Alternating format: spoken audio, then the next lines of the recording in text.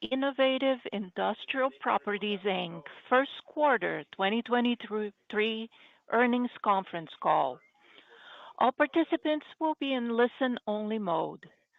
Should you need assistance, please signal a conference specialist by pressing the star key followed by zero. After today's presentation, there will be an opportunity to ask questions. To ask a question, you may press star, then one on a touch-tone phone. To withdraw your question, please press star, then two. Please note this event is being recorded. I would now like to turn the conference over to Brian Wolf, General Counsel. Please go ahead. Thank you for joining the call. Presenting today are Alan Gold, Executive Chairman, Paul Smithers, President and Chief Executive Officer, David Smith, Chief Financial Officer, Catherine Hastings, Chief Operating Officer, and Ben Regan, Chief Investment Officer. Before we begin, I'd like to remind everyone that statements made during today's conference call may be deemed forward-looking statements within the meaning of the Safe Harbor of the Private Securities Litigation Reform Act of 1995, and actual results may differ materially due to a variety of risks, uncertainties, and other factors. Please refer to the documents filed by the company with the SEC, specifically the most recent reports on Forms 10-K and 10-Q, which identify important risk factors that could cause actual results to differ from those contained in the forward-looking statements. We are not obligated to publicly update or revise any forward-looking statements, whether as a result of new information, future events, or otherwise. In addition, on today's call, we will discuss certain non-GAAP financial information, such as FFO, normalized FFO, and adjusted FFO. You can find this information, together with reconciliations to the most directly comparable GAAP financial measure, in our earnings release issued yesterday, as well as in our 8-K filed with the SEC. I'll now hand the call over to Alan. Alan? Thank you, Brian, and welcome everyone. We are pleased to report another solid quarter of operations and financial results, especially in the context of ongoing challenges in the macroeconomy that we are all experiencing. We believe we have positioned ourselves well in this context with one of the strongest and most experienced teams of real estate professionals in the cannabis industry, a high-quality portfolio, and arguably a conservative and flexible balance sheet. With that, I'm also pleased to introduce our newest member of the management team on this call, David Smith, who joined us in late March as our new Chief Financial Officer. David brings a wealth of senior management experience in the real estate industry, including cannabis real estate and publicly traded REITs in particular, and we look forward to his insight and contributions to our company for many years to come. With David's appointment, we also promoted Catherine Hastings to Chief Operating Officer and Ben Regan to Chief Investment Officer, both seasoned executives that have been with us nearly from the start of the company. We are truly fortunate to have such a dedicated team and to expand our team with David's caliber of talent. To recap the quarter, we generated total revenues of $76 million in Q1, adjusted funds from operations of over $63 million. Rent collection from IIP's operating portfolio was 98% for the quarter. The financial performance combined to drive dividend returns to investors with a $7.15 of dividends declared per share in the past 12 months alone. While we have noted for the past several quarters that we expect investment activity to slow, given the significant increases to funding costs that have taken place and overall macroeconomic headwinds, I wanted to highlight our transaction with our new tenant, Battle Green, during the quarter, where we acquired a 157,000 square foot industrial facility under development in Ohio and executed a long-term lease with Battle Green. Battle Green has a great leadership team in place, and we see Ohio being one of the states poised to adopt an adult use program in the near term. Including that transaction, we've committed over $90 million in additional investments year to date. Ben will provide further detail on our Battle Green transaction and other investment activities year to date. We continue to strive, as we have from the very beginning, to be as transparent and detailed as we can about our business and prospects, and hope all our shareholders feel the same. On the positive side, we are seeing green shoots in the industry, such as the reintroduction of the Safe Banking Act, which Paul will spend more time discussing. Catherine Hastings, as I mentioned, will highlight our positive portfolio statistics, including rent collection from the first quarter and from the first 2 months of this quarter. I will now turn the call over to Paul to discuss licensing industry dynamics. Paul? Thanks, Alan. Before discussing overall market developments, I'd like to provide an update on the properties we previously disclosed last quarter where tenants Parallel and Green Peak have not paid rent.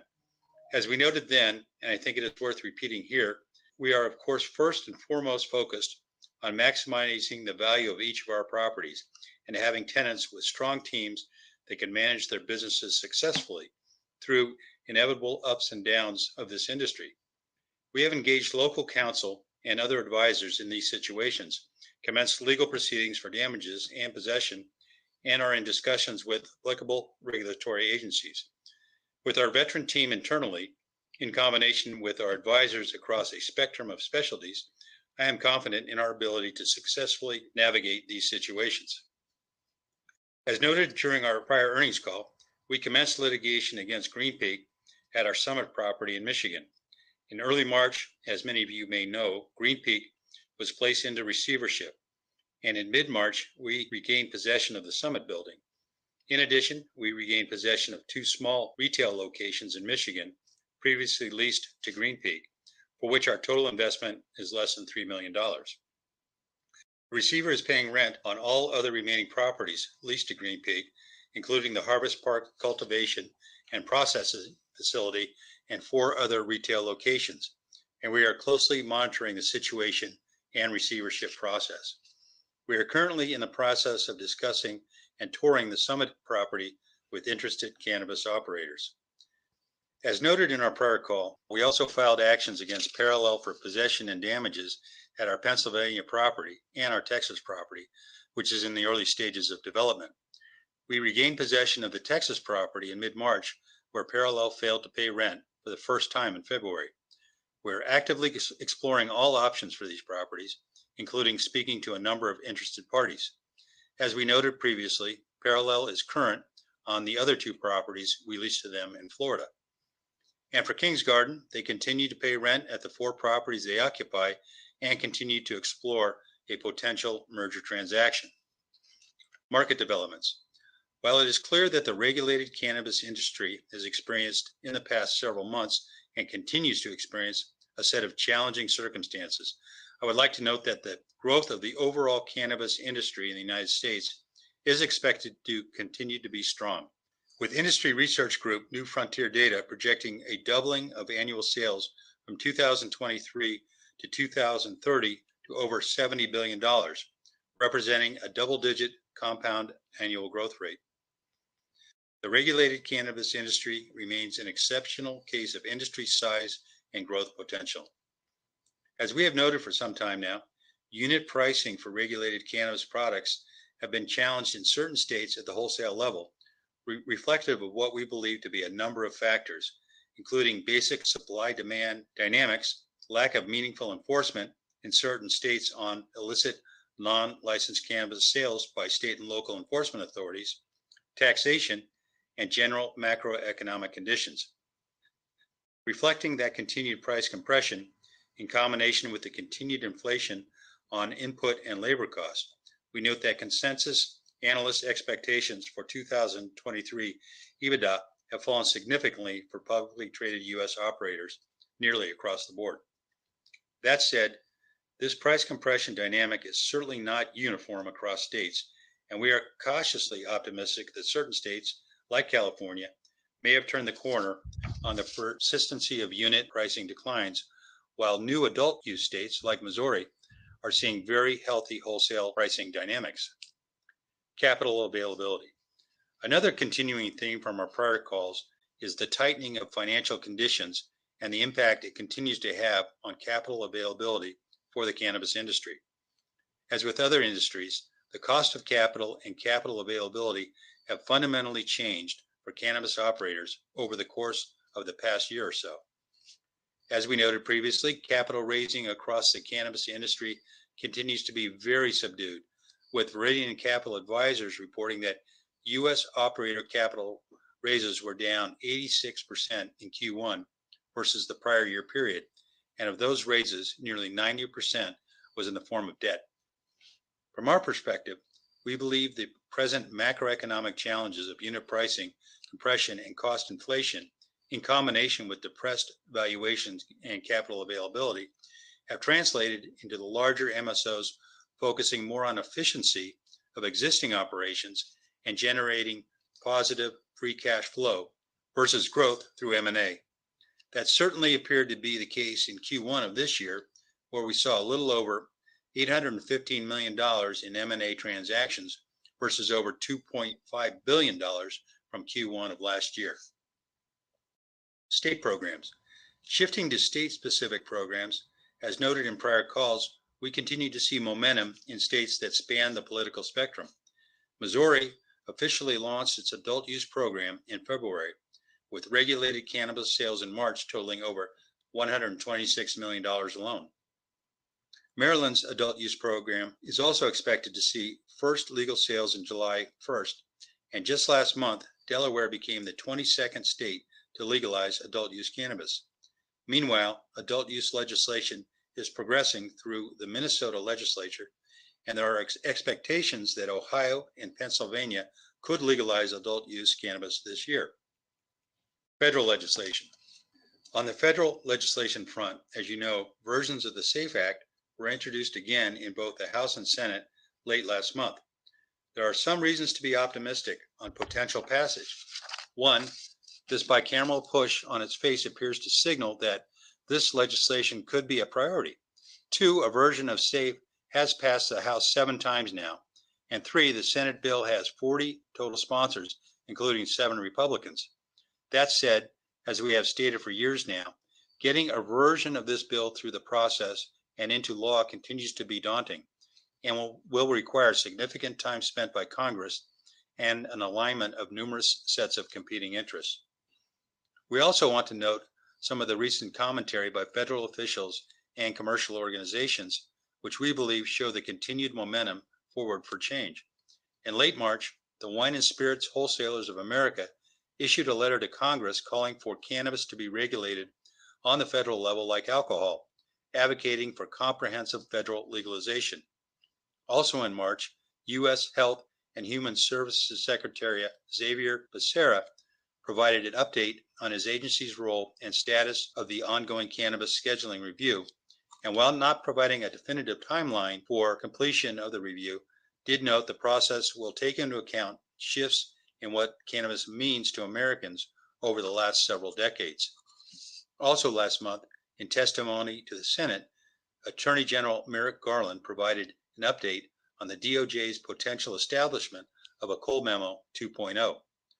While the timing and scope of federal reform continues to be uncertain, we see the reintroduction of the SAFE Act in both the House and Senate, and these positions as incrementally positive steps in the road to reform. I'd like to now turn the call over to Ben to discuss our investment and portfolio activity in the first quarter and year to date. Ben? Thanks, Paul. As Alan noted, year to date, we have closed on approximately $91 million of additional investments, including follow-on transactions to fund additional infrastructure at our existing properties, as well as new acquisitions. In March, we closed on the acquisition of an under development 157,000 square foot, 2-story industrial building and executed a long-term lease with a new tenant, Battle Green. Battle Green's leadership team includes Joe Caltabiano, co-founder and former president of Cresco Labs, Chad Wise, co-founder of North American Dental Group, David Ellis, former chief operating officer of Cresco, and Deanna Metler, former CFO of Equifax Canada. We acquired the development property in mid-construction, and our total investment is expected to be $42 million. Ohio's medical cannabis program has well over 300,000 registered patients, and Ohio is expected to decide on adult use cannabis program adoption this year. As we noted on our last call, investment activity for 2023 also includes a sale-leaseback transaction for a 58,000 square foot, fully operational cannabis facility with Tilt in Pennsylvania for $15 million, and an additional $34 million for improvements at 3 projects, each of which resulted in a corresponding adjustment to base rent that started immediately. Those included $15 million in additional funding for Ascend at its New Jersey facility, an additional $15 million for PharmaCann at its New York property, and an additional $4 million to Goodness Growth at its New York property. We also negotiated cross-default provisions on all leases for each of those three tenants, as well as for Tilt. We also closed on the sale of a property portfolio that we previously leased to Vertical in Southern California for a little over $16 million and executed a secured seller note for approximately that amount with the buyer with cash interest payable monthly. As you may recall, we announced the signing of that sale agreement in our last call and closed on the transaction shortly thereafter. Regarding our San Bernardino property, a property we took back from Kings Garden late last year, we executed an LOI with a group to explore a potential mixed-use development of the property, which may include a self-storage component. While we are in the very early stages of this project and expect the process to take many months, we will look to keep you updated on our progress. For our properties in Texas and Pennsylvania where Parallel defaulted, as Paul noted, we took back the Texas property in mid-March and are currently exploring options for that site. In Pennsylvania, Parallel continues to occupy that property while we work through the process to regain possession in the context of Pennsylvania's licensing dynamics, and we will provide updates as we can. With that, I'll turn it over to Catherine. Catherine? Thanks, Ben. For this call, I will describe our property portfolio and tenant roster, in addition to our rent collection statistics and updates on our development projects. As of March 31st, we owned 108 properties across 19 states, comprising 8.9 million rentable square feet. Of these 108 properties, 103 properties are included in our operating portfolio. Our portfolio continues to be well diversified, with no one tenant representing more than 14% of our total invested capital and no state representing more than 17% of our total invested capital. We have relationships with some of the largest and most experienced operators in the industry, with our operating portfolio comprised of 89% multi-state operators and 58% leased to public company tenants. In addition, for operators with multiple leases with us, we have cross-default provisions included for 42% of our operating portfolio, with another 14% of our operating portfolio leased to operators with just one lease with us. The total amount of capital invested and committed across our operating portfolio equates to $275 per square foot, which we believe remains significantly below replacement cost. For the first quarter, we collected approximately 98% of contractually due base rent and property management fees from our operating portfolio. The 2% we did not collect related to contractual rent in excess of security deposits applied for our previously disclosed defaulted tenants, Parallel and Green Peak, and contractual rent not collected prior to the sale of the Vertical portfolio that Ben previously discussed. Our revenue and rent collection for the quarter included the application of approximately $4.2 million in security deposits. As we previously disclosed in last quarter, we amended our leases with Holistic in exchange for the inclusion of cross-default provisions and extensions of terms for all the leases, and agreed to apply security deposits for the rent payments to the Michigan and California properties through September 30th, with pro rata payback of these security deposits starting in January 2024. For Q1 2023, we applied $1.1 million of security deposits for these two Holistic properties, which represent less than 2% of our total invested capital. And we note that rent was paid in full by Holistic at all other properties. This quarter, we also applied in full the security deposits we held for Parallel Texas and Pennsylvania, and for Green Peak at our Summit property in Michigan, and recorded revenue totaling $3.1 million related to these previously disclosed defaults. We collected April and May rent from all tenants other than Parallel for the Pennsylvania property, which Parallel continues to occupy, and the two small retail properties leased to Green Peak that Paul mentioned previously. We also continue to fund draws for improvement allowances or construction development to our operators under our leases. As we've previously noted on prior calls, these improvements are critical for the efficient production of quality cannabis products at scale. In Q1 of 2023, we funded $66 million for building improvements and construction activity at our properties. As in prior quarters, we continue to see construction delays related to delivery of electrical infrastructure, specifically switch gears, which is a common delay seen across the entire construction industry. We continue to believe in the tremendous value of our mission-critical real estate portfolio, as well as our operators and their ability to weather the current conditions, and will continue to monitor their progress closely in the coming months. And with that, I'll turn it over to David. David? Thank you, Catherine. I'm pleased to be here for my first earnings call with the IIP team and appreciate everyone joining for today's call. I continue to be enthusiastic about the significant long-term growth of the cannabis industry and believe that IIP, as the only publicly traded cannabis REIT on the New York Stock Exchange, is best positioned to continue to capitalize on this unique opportunity by providing growth capital to the industry. Moving on to the quarter, we generated total revenues of $76 million, an 18% increase from $65 million generated in Q1 of last year.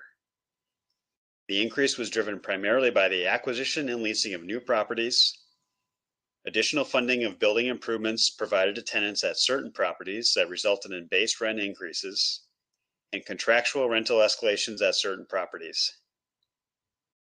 As Catherine noted previously, the $76 million of revenue for the first quarter included $4.2 million of security deposits applied for payment of rents, with $1.1 million, or 4 cents per share, of that amount related to our holistic leases in Michigan and California, and the remaining $3.1 million, or 11 cents per share, of security deposits fully applied related to lease defaults by Green Peak at one property in Michigan and Parallel at one property in each of Pennsylvania and Texas.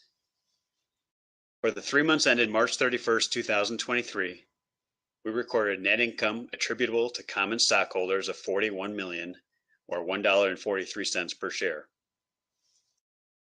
AFFO for the first quarter was $63.4 million, or $2.25 per share, an increase of 10% compared to the $2.04 per share of AFFO generated in the first quarter of 2022. In addition to adding back non-cash stock-based compensation and non-cash interest expense related to our unsecured senior notes, AFFO for this quarter also adds back the non-refundable cash interest payments we received on the seller financing provided to the buyer of our vertical portfolio, as those cash interest payments were not recognized as income for GAAP purposes. We included this add back to give greater clarity on the cash flows of the company and will continue to recognize this interest income for AFFO as it is received going forward. On April 14th, we paid a quarterly dividend of $1.80 per share to common stockholders of record as of March 31st, equivalent to an annualized dividend of $7.20 per common share. We have continued to share our growing cash flows with our investors, as our dividends paid in the last year grew 16% over the prior year. Our dividend remained covered by our AFFO during the quarter with a payout ratio of 80%, which is in line with the board's targeted payout ratio of 75 to 85% of AFFO. At quarter end, we had approximately $2.6 billion in total gross assets and roughly $304 million in debt, consisting solely of unsecured debt, with no maturities this year or next year, and $300 million of that debt not maturing until May 2026. At quarter end, our credit metrics remained among the best in the entire publicly traded REIT industry, with a debt to gross assets ratio of less than 12% and a debt service coverage ratio in excess of 16 times. In addition, the company continues to generate significant cash flow from operations, which totaled nearly $240 million over the last 12 months. These excellent credit metrics and free cash flow generation have resulted in us continuing to maintain our investment-grade credit rating. With that, I'll turn it back to Alan. Alan? Thanks, David. And I would like to note the following in closing. First and foremost, our conviction is as strong as ever in the long-term growth and promise of the regulated cannabis industry. And our team of highly experienced, talented professionals will continue to work through the inevitable challenges of this rapidly evolving high-growth industry. With the quality of our team and strength of our balance sheet and the quality of our facilities, I believe we are well positioned to meet these challenges and continue to focus on value creation for you all, our valued long-term owners. With that, I'd like to open it up for questions. Operator, could you please open the call up for questions? Thank you. We will now begin the question and answer session. To ask a question, you may press star then one on your touchtone phone. If you're using a speakerphone, please pick up your handset before pressing the keys. If at any time your question has been addressed and you would like to withdraw your question, please press star then two. At this time, we'll pause momentarily to assemble our roster. Our first question comes from Tom Catherwood from BTIG. Tom, please go ahead. Thank you, and good morning, everybody. Let's stick with state legalizations for a second. You mentioned Maryland sales starting in the near term and Delaware flipping, and then obviously the expectation that Ohio is next. But we used to see this kind of material pickup in activity when we had the med to rec shift. We saw it in Illinois and Massachusetts and New Jersey. But recent legalizations seem to have kind of languished, whether it's New York or Virginia. Do you think that this medical to recreational kind of shift has permanently changed? We're not going to get the upside, or is it really state by state specific, and kind of what gives you confidence in a place like Ohio? Hey, Tom, thanks. This is Paul. No, I don't think that momentum, it may have slowed, but I don't think it's a paradigm type of shift. I think, if you look historically, certainly a med direct shift dramatically increases revenues, sales, taxes, et cetera. So there's a tremendous incentive, I think, for the states to facilitate the transition. So, yeah, we've seen some hurdles in New York rolling out the rec program, but that's really done at the legislative level in the governor's office. I think people want it and the operators want it. So I think it's a learning curve with the state regulators figuring out how to balance some social equity demands with running the business. So I think this is just more of kind of a speed bump than something that's going to stick around for a long time. I would also add that probably what you're noticing is more related to the capital markets and access to the capital markets that the industry has been going through over the last similar period of time that you're referencing. Alan, you mean as far as the activities that the companies don't have access to capital, so they can't expand and grow in those markets. But I mean, I think what you're when you start out saying that the positive sales and activities that occur from going from medical cannabis to adult use are still there and continue to be there, but maybe are slightly muted because of the capital markets. Got it. Understood. That makes sense. And then, kind of sticking with tenants for a second, Ben, I appreciated the background on the founders of Battle Green Holdings, and that's probably going to go a long way towards answering my question. But, we see the fierce competition out there for capital in the cannabis sector.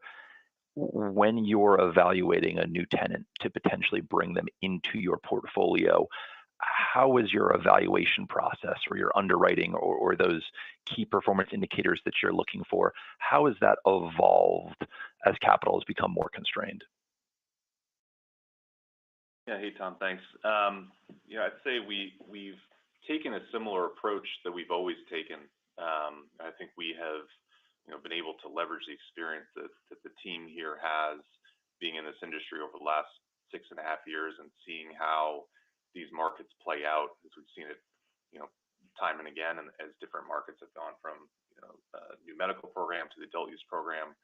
So we'll be able to leverage, in the Battle Green example, what we're expecting out of Ohio.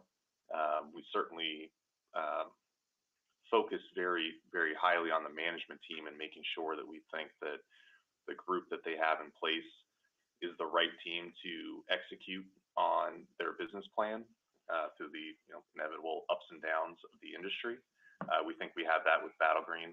Really like their management team. Very excited about that transaction. So I would say that our disciplined underwriting has not changed over the years. It's management team, it's capitalization, it's markets we like, quality real estate. Still all goes into it today. Got it. Appreciate that, Ben. And then last one for me, Paul, appreciated your comments about larger MSOs focusing more on efficiencies than growth or M&A at this point in time. From your conversations with tenants, how far along are they in kind of gaining efficiencies in their operations? And have there been any more requests for deferrals thus far in the second quarter? Yeah, well, I think what we're talking to and what we're seeing in these, challenging times, it certainly makes sense for these operators to, cut operational costs, really get efficient, look at the states they want to be in, look at what redundancy. So we're seeing quite a bit of that. And it's obviously we think that's good for the industry overall because efficiency is good. As far as have we had any indications? No, nothing that we're certainly aware of. So we're very happy about the rent collection this quarter and going forward. And as we said in the past, we strive to be as transparent as we can. So we will absolutely share with you if we have any indication that there'll be any future difficulties with rent collection. Not to mention the fact that if you just think about our portfolio as described by Catherine, over 89% of our tenants are MSOs, very strong tenants. So we think we have I think very strong tenants that we have right now. And as described earlier, even on a percent of revenue, which if you look at it, 59% of our revenue comes from tenants with cross default and single tenant leases. We think the strength of our tenant continues to strengthen or grow, and that comes from the green shoots that we're seeing with the strength of the resurgence of some of the stock prices in our public company tenants, which represent 58% of our portfolio. Appreciate all the color. Thanks, everyone. Thanks, Tom. And our next question comes from Scott Fortune from Roth Capital. Scott, please go ahead. Yeah, good morning, and thanks for the question. Just kind of a little bit of follow-up there. Can you provide a little more color on the recent portfolio acquisitions and the amendments, and more specifically in nature of these qualifying improvements? As I know you guys allocated $34 million in additional commitment. Are these clients that are adding production capacity, in the states of New Jersey and New York, or are these more project costs needed to kind of reach completion from that standpoint? And then thoughts of adding in Pennsylvania, a very challenging market with tenants, that have or have had a tough time generating cash flow, kind of in that state. Just kind of get a sense of the continued addition for money going to these tenants and kind of the strategy there or the kind of implications from that standpoint. So thank you for the question, Scott. So before I turn it over to Ben to go into the details of the $34 million of amendments, just want to remind again what we said in our prepared remarks that construction projects in general have because of the past issues with supply chain continue to be affected by the supply chain issues that are occurring. Development projects are for our tenants who are in the process of completing these projects are taking longer, and the costs have increased significantly. And that we don't see that abating anytime soon. But go ahead, Ben. You want to talk about the details? Yeah, sure. Hey, Scott. So, we evaluated these amendments like we would any amendment. It is typically for expansion of an existing facility. These three were all in either New York or New Jersey, two markets that our tenants feel there's tremendous growth opportunities. And they want to be ready to capture the market as it continues to grow. On our side, we also see it as a great opportunity to continue to support our tenants, as well as make any other changes or amendments to leases that we think would be beneficial. We got cross-default language in all leases with the tenants that we executed these amendments with, which we think adds additional value on our side while supporting our tenants in properties and states that we think will continue to grow going forward. And then, thanks, Ben. And then as to Pennsylvania, I'm going to turn that over to Paul, kind of to just describe what we think is going on in the Pennsylvania market. Yeah, thanks, Alan. So, new bills have been filed to legalize cannabis through the state-run stores in May of this year. And it's interesting to note that the budget that was recently released by Governor Shapiro in March of this year assumes adult use sales beginning on January 21st of 25. So it could be earlier than that, but we look at those as, very positive if the governor's already writing in adult use sales into the budget. That's an interesting sign. Got it. I appreciate the color there. And then one other housekeeping item for me, kind of on the OpEx side, which is a little elevated versus 4Q. Help us understand kind of property expenses, that's at 5.6 million versus 4Q, and kind of expectations of OpEx levels going forward from these levels would be helpful. Yes, Scott. Hi, it's David. Great to speak with you. That's just a unique aspect that we started this January, where on the reimbursement side, previously we would bill our tenants as we received the bill for insurance and taxes, which caused the revenue to be more episodic. At the beginning of this year, we started billing the tenants on a monthly basis for both taxes and insurance. And so, as you note, there is a corresponding expense that is also being recognized. So for those tenants where we get reimbursed, that's just a wash. So you'll see the income coming in on the revenue side and the outgoing expense. Great. And so the level of OpEx kind of, without, too many ads here going forward is kind of expected to kind of remain kind of similar to these levels. Correct. So Q1 would be more representative of a run rate with our change in the process here. I appreciate it. I'll jump back in the queue.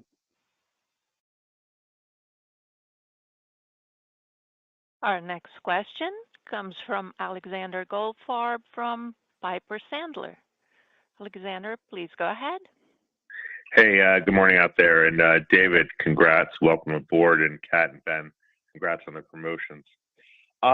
So, Alan, sort of big picture, it would seem like with the pullback in capital, you guys would be in a much better market position, given you're one of the few large players that can fund. The turmoil in the industry, again, should sort of raise risk premiums, which makes investing more attractive, and I would think draws capital into the sector, especially in, outside of like states like California, which have seen, a lot of issues.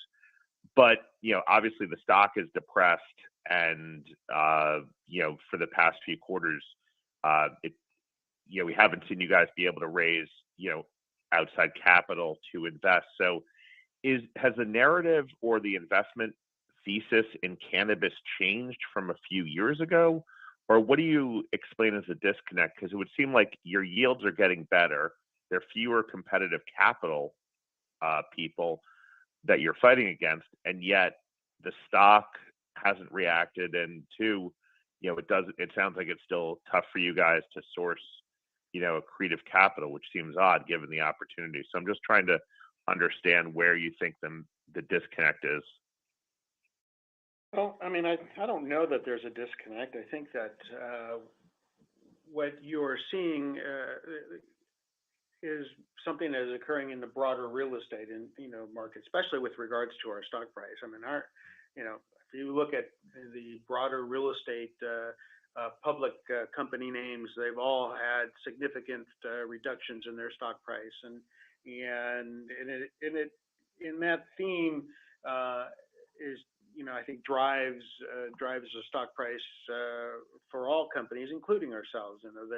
The concern in the from the generalists who typically drive stock prices higher or make moves in stock prices is one of very a lot of caution with regards to real estate companies in general, because of the significant and rapid increase in interest rates that have occurred by the Fed, and therefore the significant and rapid increase in just the cost of debt that many of the real estate companies use, and driving up, I think, cap rates and for general real estate companies, all of that affecting the broader real estate market. Now, luckily, because we have a very strong balance sheet, and we do have options, and we could have continued down the path of making, I think, accretive transactions, which we actually did do when we acquired two acquisitions for $57 million, which were highly accretive and generated, I think, a portion of the positive revenues that we were able to report. Now,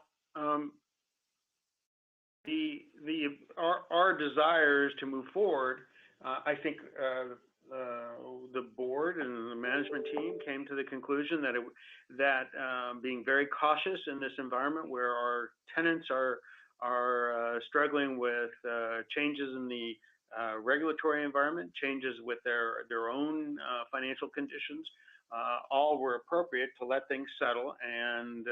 And for us, where we are 10 times larger than any other competitor, we think we have time on our side to be able to appropriately evaluate the broader economy, the cannabis industry, and our acquisitions program.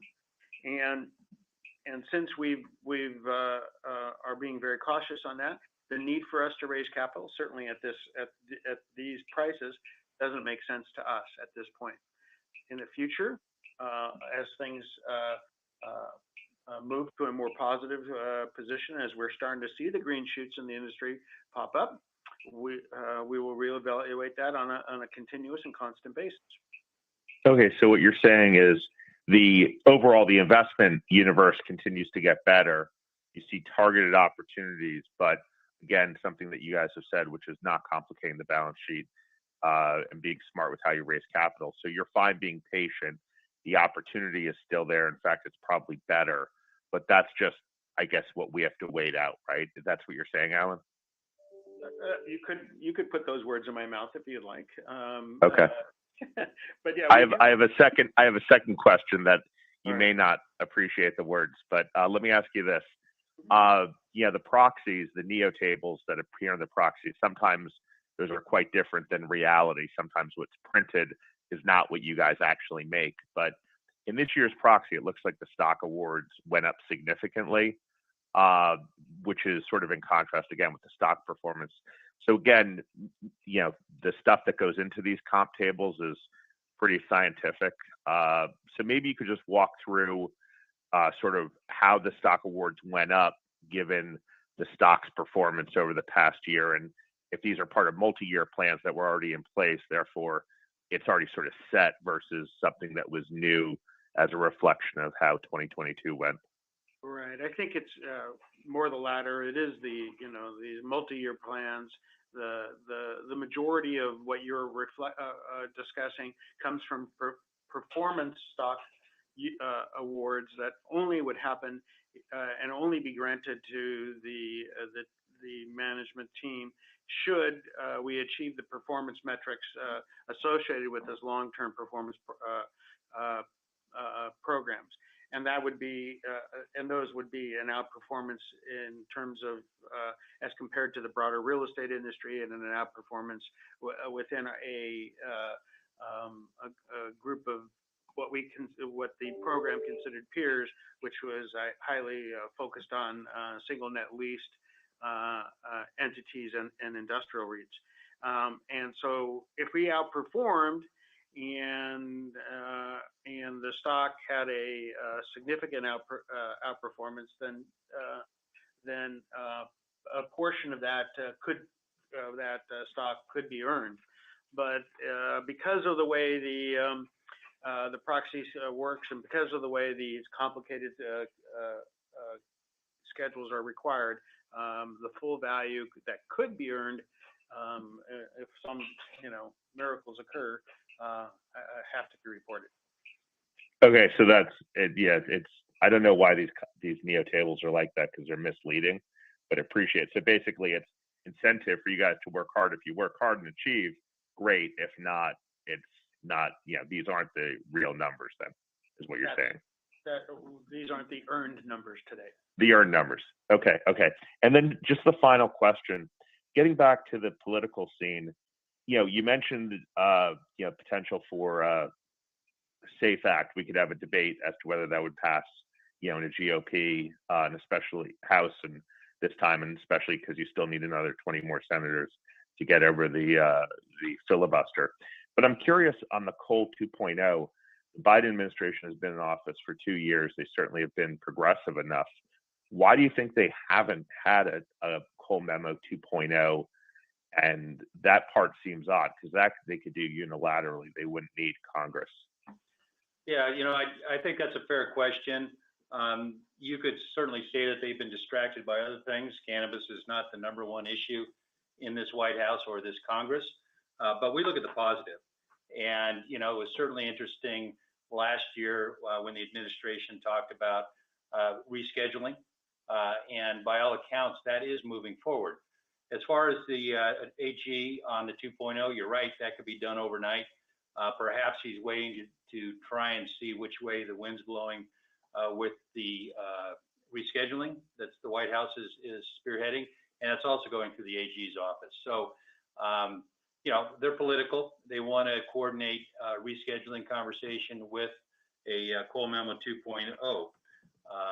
But as far as safe banking, yes, it's still a hurdle. We're not going to say it's going to happen as a done deal, but we look at the positive, and we look at Sherrod Brown, chairman of Senate Banking. He's been in office. He's had that chairmanship for 2.5 years, and this is the first time he's scheduled a hearing, which could happen actually this week. So that's how it starts. Get a hearing in Senate, then it has to go back to the House Financial Services Committee. And it'll have a little more pushback there, but we realize we're not trying to communicate that we think it's going to happen more likely than not, but we're looking at the positive, and getting a hearing with Sherrod Brown's committee is definitely a positive. Okay, thank you. We have a question from Eric Deslauriers from Craig-Hallum Capital. Eric, please go ahead. Thank you for taking my questions. So a couple ones from me, just to kind of better understand your thinking with respect to some of these headwinds facing cannabis operators. First one on the West Coast markets. Just wondering, how you are thinking about, the tenants and properties in these markets. We've had some MSOs, leaving these markets, some investors, kind of looking at prices and saying, no one can make a profit in these markets, and thus, you see a high probability of defaults in these markets going forward. So just wondering, do you agree or disagree with those sentiments? And just, could you provide some more color on your thinking for these markets? Thanks. Well, I think from the very beginning, we've been very cautious about the West Coast markets, working with what we thought were very strong tenants. But I do believe, and as Paul mentioned, Paul, maybe you want to continue to reiterate what we're seeing in California and the strengthening or tightening or. I think it's, especially the last, I'd say 6 to 12 months, there's been quite a bit of activity in Sacramento, recognizing that the illicit market and the gray market are significantly hampering regulated sales. So budgets have been increased. Taxation on cultivators has been decreased. So those are positive signs that California is taking the situation seriously. We've always recognized California as a challenged market, but at the same time, we understand how large the California market is, and we have strived to identify those operators we feel that have the best chance of success. So you can make money in California. Many of our tenants are doing that. So we think it's a positive thing what the state's doing. It's not going to happen overnight.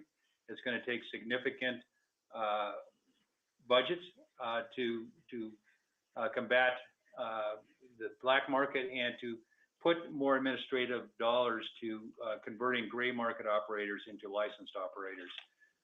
So we still think that the size of California requires a lot of attention to the state, and it will balance. And I think we are seeing some indications of some price stability, especially on indoor grow product, which we are solely involved in. So we take these as positive signs.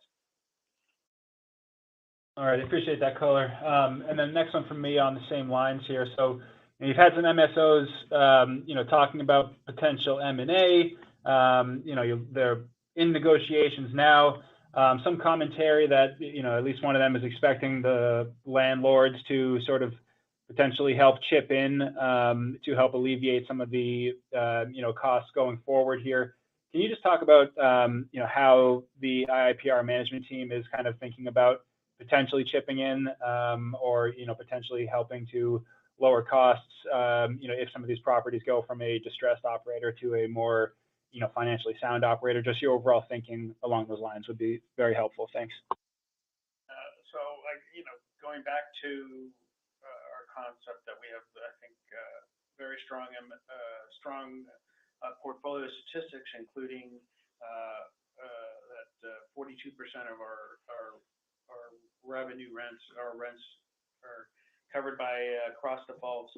You can see where we're going with it is that anybody thinking that IIPR is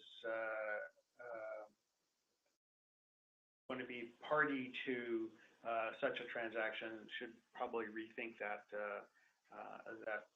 thought very quickly. We believe that we have very strong tenants. We believe that the industry has some positive things occurring in it. We believe that we're very well positioned to continue to help the industry grow, but making sure that our shareholders are compensated for their investments and their risks that they're taking is our number one and our primary goal. Thank you.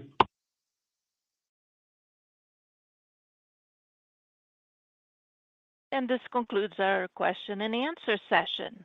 I would like to turn the conference back over to Alan Gold, Executive Chairman, for some final remarks.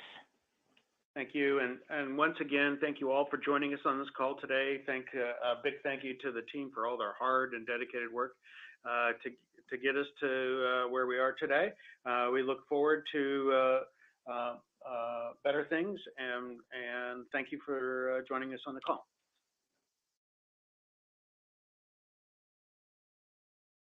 The conference has now concluded. Thank you for attending today's presentation. You may now disconnect.